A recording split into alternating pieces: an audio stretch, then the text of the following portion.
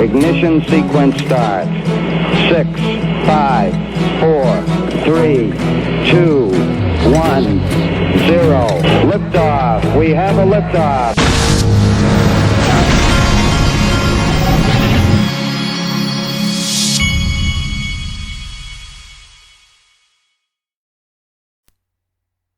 Hey everybody, this is the Digital Asset Investor, and this weekend SEC football starts in the United States. Praise the Lord. We've been waiting. They've put off the SEC football season, and for those of you that are not in the United States, over in Europe and places like that, what we call soccer and you call football is the biggest sport over there, and it's probably the biggest sport in the world. But in this part of the world, in the Southeast United States, it's all about SEC college football. And I went to Auburn. Here's the schedule. Auburn's going to be playing Kentucky tomorrow. Ole Miss, Florida. You'll see LSU, Mississippi State, Georgia, Arkansas around here. That's a big deal. But all these games are going to be tomorrow. And so guess what the Digital Asset Investor is doing to celebrate? I will be smoking a brisket tomorrow. And so for those of you that don't know about brisket, it's one of the toughest things to smoke. Literally, no pun intended, it's a really tough meat. And so it's a very difficult meat to smoke. You have to smoke it for a long time to get it right. If you cook a brisket right, it's one of the best things that you will ever put in your mouth. Excellent. That's what I'll be doing tomorrow, and I may have to put it on tonight. These things literally cook for like 11 hours if you do it right. If you're cooking slow anyway. So that is going down tomorrow. All right. Let's go into, I wanted to bring you back to this. This is yesterday, the XRP Ledger Foundation, announcement yesterday. That was a big deal because as I told you, that is the equivalent of, to me, of Ripple pushing out the XRP Ledger to finally to let it go and exist on its own. And that's the way I see it. And I think that they did it. I think that they did it in preparation for IPO. That's what I believe. Now, in their list of things they said they're going to do, they said they're going to publish a unique node list. So I asked them today, do you have a target date for that unique node list? I still don't see the SEC node that Stuart Alderati was talking about. When SEC node? And that's true. I showed you yesterday, Stuart Alderati said the SEC is going to run a node, but it's not showing up yet. So, and I've always believed that when these people are all ready to light these nodes up, it's going to look like your living room when you turn on the tree or I've compared it to Clark Griswold's front yard when he finally was able to, on Christmas vacation, plug in the lights. And his house lit up and it literally drained the power of the entire city. That's what I think it's going to be like when they finally light up these nodes, because I think it is going to be government entities around the world, schools, universities. It's going to be businesses, banks, financial institutions, because that's what makes sense. And then sooner rather than later, there will be satellites. I'll say it again. Now, this Von Kripp made me aware of this. I didn't catch this part yesterday. New independent foundation that wants to accelerate adoption of XRP Ledger. XRP Ledger Foundation has received grants from Ripple, content monetization platform Coil, and UK-based cryptocurrency wallet service GateHub. So they're being funded to get started. Jonathan D sent me this. All right. Actually, Jonathan D did not send me this. I got this out of order somehow. I think I'm going to say that Jonathan D sent me this other piece of news. But first, I wanted to go over this. This is back to the XRP Ledger Foundation. Now, this is Brian Brooks, who's now the comptroller of the currency. This is Brian Brooks when he was at Coinbase.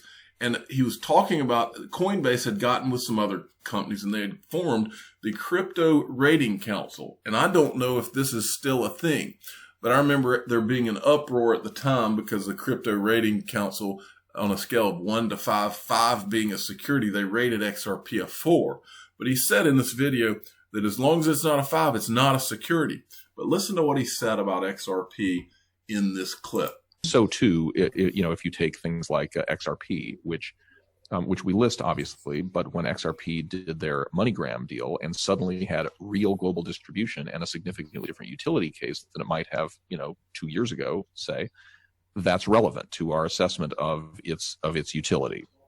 And so some of its events driven. We may read something in the newspaper that will cause us to go back on a more urgent basis, and if not, we'll capture it as part of the periodic cycle. One thing that he also said in this video is that regulators, like actual regulators, were using their rating system and would ask for the list from them occasionally. So they were actually using it not necessarily to make decisions, but at least to factor it in their decisions. And so I retweet this to say, okay, because he says that event-driven things change ratings. Well, if there's ever been an event that might want to change their rating, it's this XRP Ledger Foundation. So I said, is this still a thing? If so, this might be an event-driven reason to change your XRP rating. And for those of you that have never seen it, it's cryptoratingcouncil.com. And here's their securities framework. These are their ratings for all these different coins. And if you go down and you look at, they've got like Hedera Hashgraph is rated a 3.75. Remember, 5 means security. So the higher you are, the worse you are as far as being a security. And then you go down here, Stellar's got a 3.75, but XRP had a 4. And I always thought that this was all kind of fishy myself. But anyway, so they gave XRP a 4, but if it was a good thing to move it away from a security of the MoneyGram deal, then I would think that pushing it off and having a foundation like some of these companies would bring that down to at least a 3.75. All the world's a stage, folks. Just remember that. Okay, Jonathan D had sent me this, and this is about China. Now, this shouldn't surprise anyone listening to me. Several Chinese state-owned media have made unusual coordinated reports describing cryptocurrencies as the year's top performing investment. In other words, well, I usually say they're beginning to sell it, but in China's case, the propaganda on their people is beginning because they're ready to send their hordes of people into cryptocurrencies. But so be it. Go for it. But here's the this is the article. It says CCTV, country's top broadcaster, published a 3-minute news clip on Friday that highlighted crypto assets have soared above 70% this year so far. It added that cryptocurrency has undoubtedly become the top performing investment among various global assets. Their clip followed and this just happens to be when the Chinese digital currency is finally ready and they're ready to go live with the central bank digital currency. There are no coincidences, folks. Now, I wanted to take you to a couple of tweets I saw. These are people, I guess, who live in China or speak Chinese or know what's going on over there. Chinese state-owned media are unusually bullish on cryptocurrencies. And then there was this one. Trending now on Chinese social media, CCTV reported cryptocurrency as 2020's top performing asset. Till today, crypto is being portrayed as a scam by certain media outlets. It's a path all new technology goes through. Doubt, education, adoption. How far along is mass adoption? What all this reminds me of is way back in 2018 when Glenn Beck had Tika Tawari on his channel, and he laid it all out for us because this is the game the wealthy and powerful have been playing. 2018, they were parking their money over the counter in all of these crypto assets, and now they're ready to send the retailers in. No conspiracy. Okay. And when you explained it to me, Yeah. it's really, people should go to jail, but it's not illegal. No. And this is really horrible. And it's why we all feel so freaked out. But they are feasting on our savings. And it's an enormous robbery, quite honestly. It's a huge transfer of wealth that's happening right now. The last time I saw something like this was back during 1994 to 1995.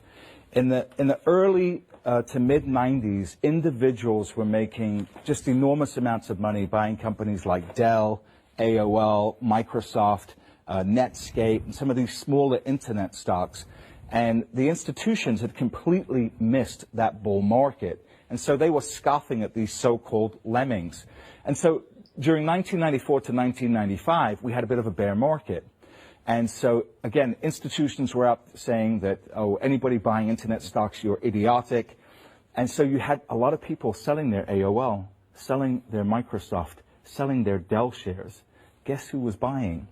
It was the institutions. If you look at a chart of institutional allocation to venture capital internet deals, it doubled between 1994 to 1995, which was exactly when institutions were saying, oh, this is just a market for idiots. Mm-hmm. Nobody should be buying this stuff. Mm-hmm. So they literally stole all this wealth that should have been in the hands of individuals that owned Dell, Microsoft, and AOL. And then from 1995 to 2000, of course, we saw $5 trillion come into the market, and the biggest bull market we've ever seen.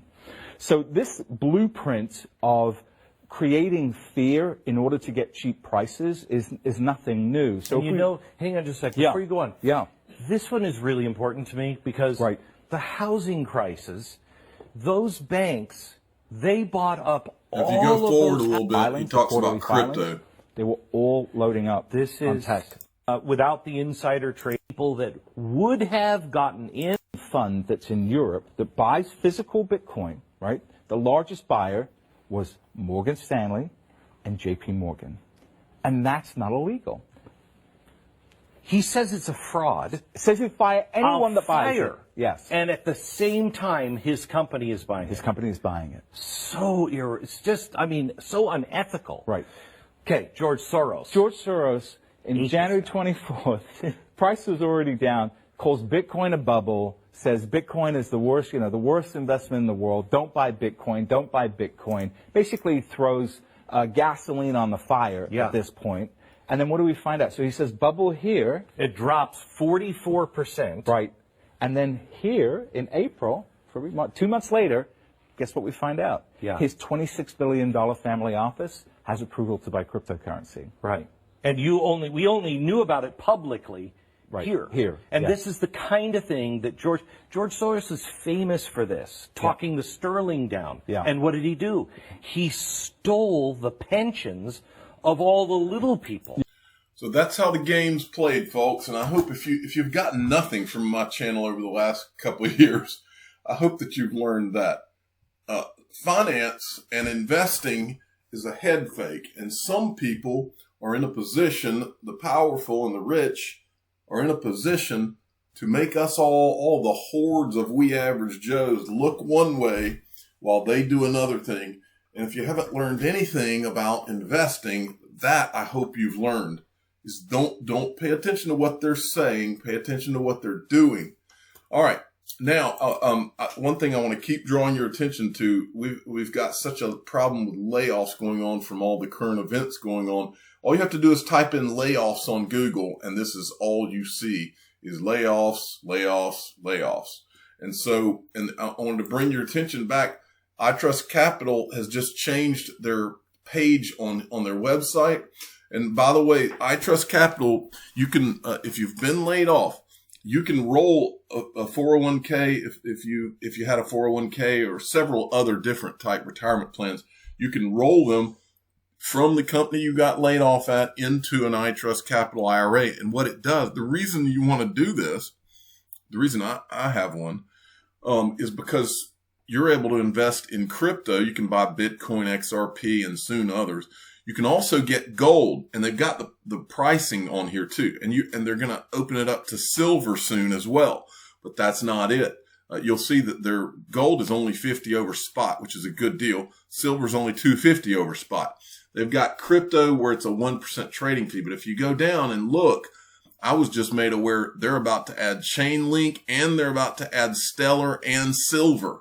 That is a big deal. So I've got one of these. And by the way, in the description of all my videos, I've got a coupon code where any of you that are opening an account, you can use my coupon code and it'll get you a month off.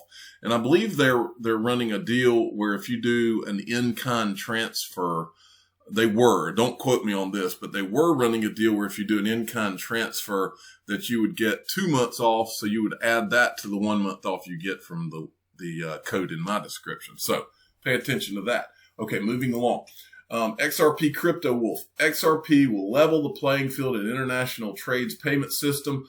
On-demand liquidity service allows financial institutions to transact in real time across global markets using XRP, and it also supports direct exchange of CBDC. And Brad Garlinghouse came in on this. Over 70% of central banks around the world are looking at deploying CBDCs. And one thing that's crystal clear is the importance of interoperability. If you're not prioritizing this, you're just rebuilding the same siloed system. And then Steve Gulbranson sent me this.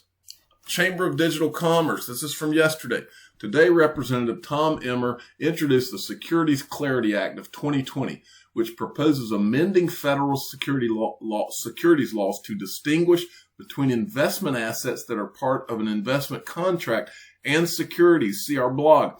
And they go on, one of the biggest issues impacting our industry today is whether digital tokens issued as a part of investment contracts are themselves securities. This is a legal issue promoted in our amicus brief in the case SEC versus Telegram. Digital tokens that are a part of an investment contract are not necessarily themselves securities under the federal securities laws. The Securities Clarity Act amends the securities laws to make this clarification law. It is critical that digital tokens have their own legal analysis as to whether they are securities, and we support this effort to make that a reality. And then Tom Emmer himself, Lisa Kaiser had sent me this. Tom Emmer weighed in himself. Regulatory uncertainty for emerging technologies like crypto doesn't just create confusion, it can slow down innovation. Today, I, along with this guy and this guy, introduced the Securities Clarity Act, which will clarify the legal status of digital assets. This bill will add additional regulatory certainty for American entrepreneurs to compete in this quickly advancing space. Read more here. And then we want to remind you that this is Tom Emmer, and that's Brad Garlinghouse down in this corner. Say over 2 years. First off, my position's very clear. XRP is not a security, all right? But even if you want to do this, you want to have this discussion, the SEC, my frustration is you probably have heard very directly, you brought up in a very nice way. Maybe you should be doing this job and I should be doing that one because I'm not going to be so nice. Over 2 years is not only a problem, it is absolutely unacceptable. Because what this does is entrepreneurs like you and everybody else on this town hall, you start looking elsewhere. Money will go where it's easiest to flow. And the more the government puts in obstacles, and one of them is just inaction, the less opportunity we have to position the U.S. as the leader. And it's an obstacle to growth. So we're going to keep working. Really appreciate all your support. And together, we're going to keep educating these members of Congress. And as we're doing this and you guys are saying, I'm going to make a donation, forgive me, Perry Ann, because I know we are short on time. Again, do you know how powerful this is for some elected officials to look over and say, what's Emmer doing? He's getting what? He's getting, oh my goodness, campaign contributions. I need to learn more about what's going on with cryptocurrencies. It's just, it's human nature, and it's good. We need to push them. Well, we want to help you in that push. So again, thank you for your leadership on this. I think it does have an impact. And look, it's been 2 years, but we're going to keep pushing. Good. Tom Emmer is one of the good guys. If you have not gone, if you want to give anybody a donation to help the cause, go to his website. I can't remember the name of the website, but it's Tom Emmer with 2 M's. Just type his name in on Google, and he takes crypto contributions now, which is cool. So, Steve Gulbranson sent me this. USAA expands Coinbase integration to all USAA members by Coinbase. Now, I want to make a point here. This is something that I have thought for a while. The first point I want to make in this is, have you wondered why there's not one single place for retail investors where we can all just go and it's just very simple. I mean, the same way, like for instance, you can open an E-Trade account and you can go and you can buy Apple stock and you don't even think about whether or not you own that Apple stock, or whether you don't think about the custody of that Apple stock. Have you wondered, because we are there are institutional grade custody solutions. They're doing it for institutional clients, which tells you that it does exist, the idea of you buying XRP and not having to worry about it and not having to think about it. That does exist right now because institutional investors are doing it right now, and they're not worrying about their ownership or anything like that. Have you wondered why you can't do that at the retail level with anyone? Coinbase offers that type thing to institutions, but not to individuals. Have you wondered why that is the case? Here's my answer. I don't believe that the Coinbases and the Upholds, I don't believe, or not, I don't mean to single those two out, but I don't believe that that's ever been the plan for them to hold your assets. I believe a part of the deal all along has been for the traditional guys. This is the compromise, the traditional guys to be able to serve that role. And I believe that's why we've all been waiting on this market, is when the custody comes along, all of a sudden, these traditional players are going to be the ones providing the custody, and it's going to be like a handoff. And you know why I think this? When I was a financial advisor at Morgan Stanley, they trained us. It wasn't some or part. It was all about gathering assets, because once you had $1 million under management, there's money to be made off of that $1 million. You can make $1 million off of investing that. I mean, you can make money off of investing that $1 million in bonds, and then down the road, that may not be the right investment. And so you could invest that, whatever it's worth, after a year or so, you could invest it again in something else and make more money off of that $1 million as a financial advisor. Well, have you asked yourself the question, why are these platforms not trying to gather assets? I believe they're not trying, and I've got further proof here. I believe that they're not trying to gather assets because that's never been the plan for these digital asset platforms. I think that they're going to be allowed to do it institutionally, and I don't think that and here's why I think that is what you're looking at right here. Why, if the core of the financial industry is custody and gathering assets, let's just take myself. What Coinbase is doing right here, they're showing another financial institution. They're letting USAA look at what their clients have, the assets, the crypto assets that their clients have. And I want to know, why would you do that? That would be like me being a Morgan Stanley financial advisor. Let's say I have $1 million in assets under management that I have gathered. Why on God's green earth would I let a financial advisor at E-Trade see that my client has $1 million, or my clients have $1 million being managed by me at Morgan Stanley? There's no way on the earth that I would want them to see those assets, because if they see those assets, then that's a target on my back. That's someone who knows that it's there. They can call that client, because in the case of what they're doing here is they're integrating USAA with Coinbase. So a person who's a Coinbase customer and also a USAA customer can in their USAA account, they can see what their holdings are at Coinbase. Why would you give that power to USAA if you're Coinbase? You would not, unless you had no intention of keeping those assets under your platform, because the USAA reps that are seeing that, the USAA people that are seeing that, can see those assets, and they can call that client and say, hey, we're now set up to hold digital assets. And so why don't you, since you've already got an account with us, why don't you just move that over here? That it would make no sense otherwise. And if it was just USAA, I wouldn't have a very good point or a case here. But it's not just USAA. They did this with Fidelity. They did it with Fidelity back in 2017, and it's still hooked up. So that's the question you got to ask yourself.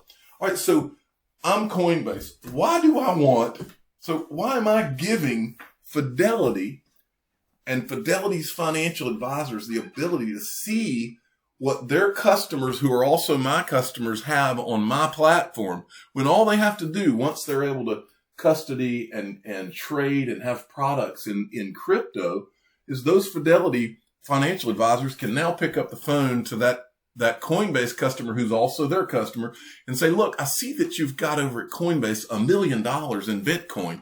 Why don't you just shift that over here? Because now we can hold it. Why on the planet would Coinbase do that? There's only one way Coinbase would do that, and that is that if they never had any intention, or that was the deal to begin with, they never had an intention to hold those assets, or they were going to be merged or bought by or something with Fidelity. Okay? Only way. It makes no sense in any other scenario. Well, I just wanted to throw that out there because it makes absolutely no sense what they're doing unless they have no intention at the retail level to hold the crypto in the long term. They have an intention to turn that part of the business over to someone else. That's just me talking out loud. I've had a lot of people asking me about if the free 7-day trial with purevpn is still there. Yes. There's a link in the description of all my videos. You can get the 7 day. It's not free. It's 7 days for 99 cents. I have one of these, and what it does is it keeps a hacker from being able to see where you're located, and that's the whole point of it. And that it's just just like having antivirus. I have an antivirus. I have a VPN, and I also have a couple other security things which I'm trying to make sure everybody's aware of. So if you haven't tried it, it's 99 cents for 7 days. There's a link in the description of all my videos. I'm the digital asset investor. I'm not an investment advisor. This is for entertainment purposes only. Please subscribe and hit the like button and tell your friends and family that I don't understand this Fidelity thing. I don't understand why Coinbase is voluntarily letting other financial firms see what the holdings of their customers are. It doesn't make any sense. When it doesn't make sense, I always feel like my gut's sending me in the right direction. And I think I am here too. Thank you for listening.